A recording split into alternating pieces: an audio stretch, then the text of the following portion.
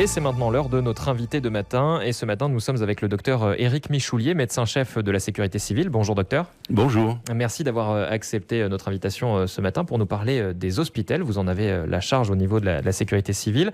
Hospital, c'est un mot et un concept qu'on a découvert finalement très récemment avec l'introduction du virus. Est-ce qu'on peut rappeler ce que sont ces structures ? Alors d'abord, bonjour, je vous remercie de m'accueillir. Tout d'abord, je voudrais quand même préciser une chose extraordinaire. Les Parisiens sont venus en Calédonie il y a 3 semaines pour faire un bilan de nos besoins et ils ont été ébahis. En fait, ils ont découvert un concept qu'ils n'avaient pas pu mettre en place chez eux et ils ont été admiratifs. Et je crois vraiment qu'ils ont eu raison de l'être. Ça nous a permis de sauver pas mal de gens et puis ça nous a permis surtout de venir en aide à l'hôpital qui asphyxiait. Parce que finalement, c'est presque une invention calédonienne, l'hôpital. Pratiquement, oui. Oui. La sécurité civile a réquisitionné, le gouvernement a autorisé la sécurité civile à réquisitionner les hôtels, quelques-uns des grands hôtels de la place. Et ils ont été parfaitement visionnaires là-dessus. Ils nous ont permis effectivement de mettre en place un SAS qui nous a, dans un premier temps, permis d'isoler les gens pour les empêcher de contaminer leurs proches, et dans un second temps, de soigner les gens qui ne pouvaient pas être remis en liberté, si j'ose dire, c'est-à-dire remis à la médecine de ville. Alors, l'hospital, c'est pas un hôpital à l'hôtel tout à fait, mais c'est quand même une structure médicalisée dans un hôtel. Oui. Effectivement. Ça, c'est important de faire le distinguo. Vous ne pouvez pas prendre des patients trop lourds. Non, c'est pas notre rôle. C'est pas notre rôle. Et d'ailleurs, quand on a des patients qui se réalourdissent après avoir été considérés comme non critiques par l'hôpital et après nous avoir été transmis, on a certains critères qui nous permettent de dire oui, il faut que vous retourniez à l'hôpital. Et les gens le prennent de très bonne grâce d'ailleurs. Ils comprennent qu'ils sont suivis, ils comprennent qu'ils sont surveillés. Et ils acceptent tout à fait de retourner à l'hôpital. Et d'ailleurs, je dois aussi tirer un grand coup de chapeau à l'hôpital qui jamais une fois ne nous a refusé un retour de patient, ne serait-ce que pour une prise de sang, pour un électrocardiogramme, parce qu'on n'avait pas le pouvoir de faire ce genre de choses. On s'est adapté, mais on n'avait pas ces pouvoirs-là dans les premiers temps. Alors, on est monté jusqu'à 600 chambres disponibles dans plusieurs hôtels du territoire. Aujourd'hui, on en est où ? Comment sont répartis ces hôpitaux ? Est-ce qu'on a la même capacité d'accueil aujourd'hui ? Est-ce qu'on a d'ailleurs les mêmes besoins ? Alors, il faut savoir que la sécurité civile a le droit de réquisitionner tous les hôtels dont elle risque d'avoir besoin, dont la population risquerait d'avoir besoin. Mais aujourd'hui, nous ne travaillons plus qu'avec 150 chambres disponibles immédiatement. Les autres restent armés. Les autres hôtels sont réquisitionnables en cas de besoin, sans limite de date. Si dans 3 mois, 4 mois, l'épidémie devait reflamber, nous serions autorisés à réquisitionner toutes les structures nécessaires. Pour l'instant, on se rend compte qu'on est sur un plateau avec je peux même dire une forte décroissance, et j'en suis heureux.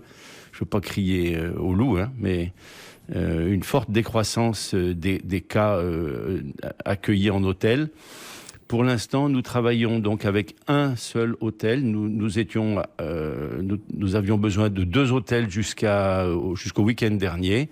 Et l'un des 2 a été fermé. Nous avons récupéré, recentralisé tous les patients du second hôtel. Et nous sommes maintenant au Méridien.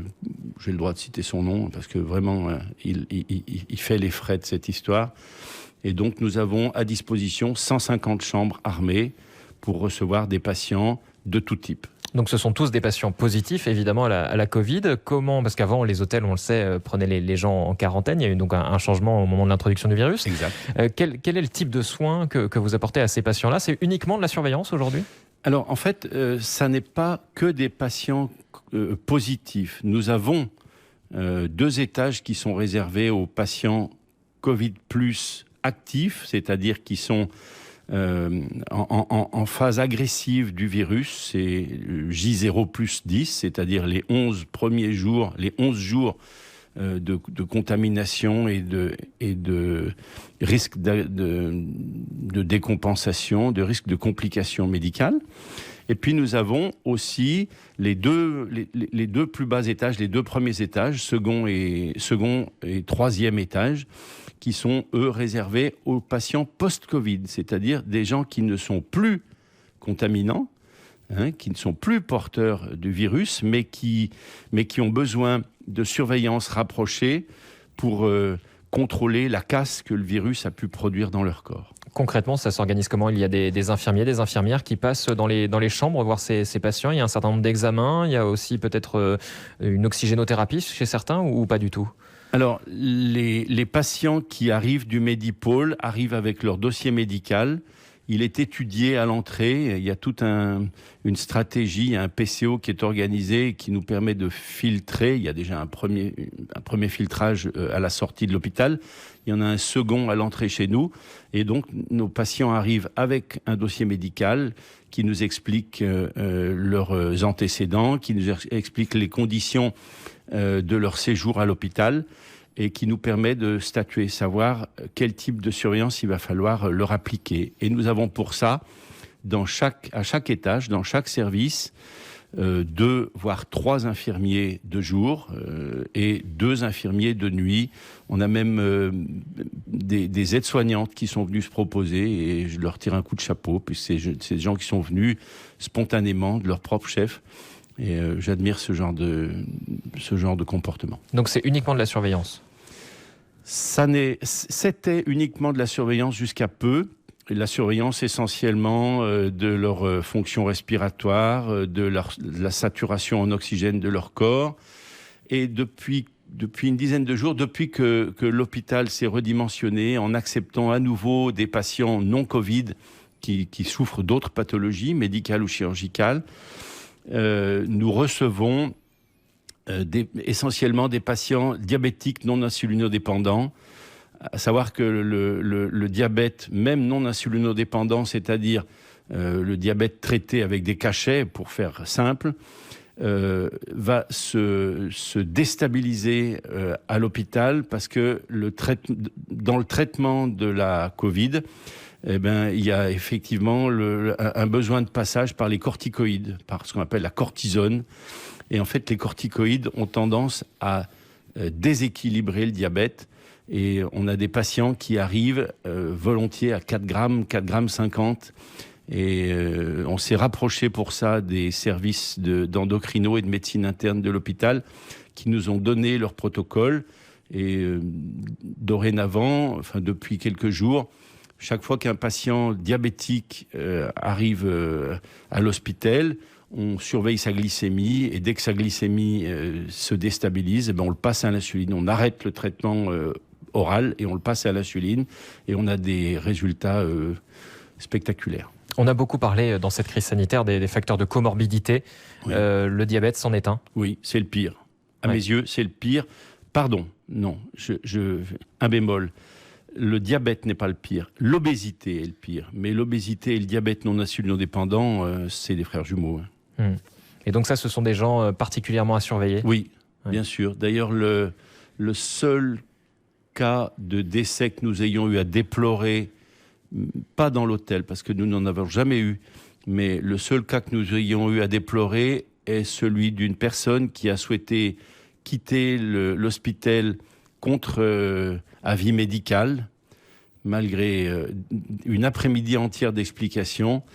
Et cette personne est décédée le lendemain ou le surlendemain.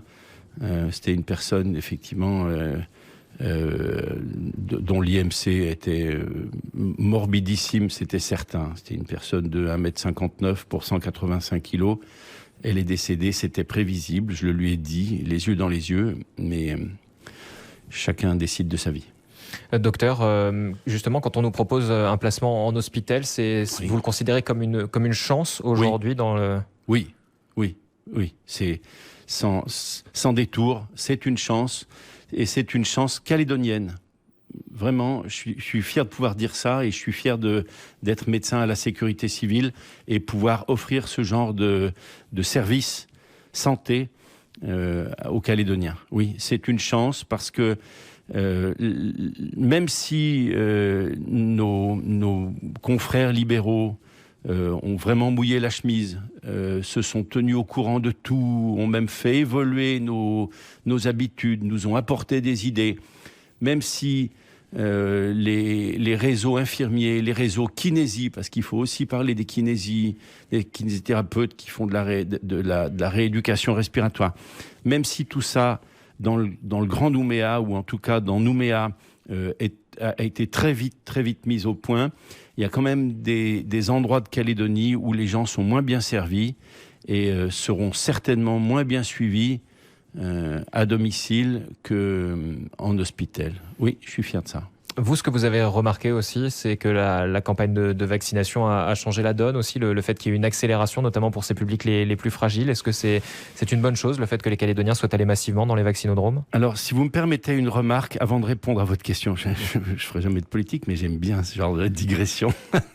Allez-y, je vous en prie. Je vous ai entendu tout de suite, pendant les informations, dire que les vaccins Pfizer, Moderna et AstraZeneca avaient permis d'éviter les cas graves de la Covid. Non pas d'éviter la Covid, mais d'éviter les cas graves, donc d'hospitalisation et à risque de mortalité ou de morbidité. J'aimerais quand même y ajouter un vaccin dont on n'a pas parlé, mais qui vient d'arriver en Nouvelle-Calédonie, qui est le vaccin Janssen. Et le vaccin Janssen, il a été décrié comme le vaccin AstraZeneca, et subitement, le vaccin AstraZeneca devient aussi... revient en grâce à la Benzema, si j'ose dire. Et j'aimerais qu'on ait la même réaction vis-à-vis du vaccin Janssen, parce que le vaccin Janssen, il y en a tout de même 2000 doses dans les hôpitaux calédoniens, et je préfère 1000 fois quelqu'un de vacciné avec un vaccin Janssen qui a été décrié et dont on a tout dit, plutôt que quelqu'un de non vacciné. Je pense sincèrement... Malgré les risques de thrombose dont on parle. Oui, mais risque de thrombose... Le bénéfice-risque l'emporte pour vous. Le bénéfice-risque l'emporte largement, et surtout, risque de thrombose, c'est une chose, risque de mort, c'en est une autre, et je crois que le taux de mortalité avec le Janssen, il doit être de 7 ou 8 pour 1 50 000 vaccinés en France. Donc... s'il vous plaît, vaccinez-vous. Le message est passé, docteur. Une dernière question sur l'organisation de ces hôpitaux. Enfin, il y a plusieurs partenaires. Il y a la DSCGR, évidemment, qui était à l'origine dans les quarantaines au niveau des hôtels qui étaient réquisitionnés par le gouvernement quand les gens revenaient en Calédonie.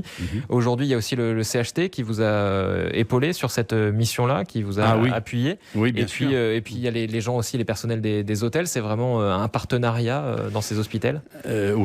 Oui, c'est vrai que c'est une structure qui a été compliquée à mettre en place, à élaborer, mais il y a eu à la fois une collaboration, une entente, et surtout un dévouement, et aussi un esprit d'invention, vraiment un génie au jour le jour, parce que cette Covid qui a atteint le pays, ça a été une guerre qui nous a obligés à nous adapter, à réfléchir, à anticiper et à nous adapter jour après jour.